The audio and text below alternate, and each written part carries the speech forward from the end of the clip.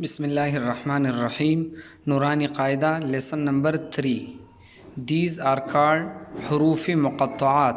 So, Alif, Lam, Mim. There is Mad and there is Mad and Shad. So, we should to connect Mim with Lam and Lam with Mim.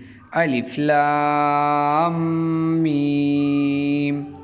ألف لام ميم صاد ألف لام را ألف لام ميم را كاف ها يا عين صاد طه طاسيم ميم طاسين ياسين صاد حاميم حاميم عين سين قاف. These are called Hurufi Muqatta'at. So, Alif, Lam, Mim. There is Mad and there is Mad and Shad. So we should to connect Mim with Lam and Lam with Mim.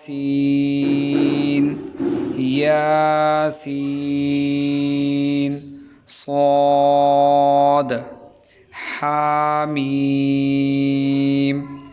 حميم عين سين قاف.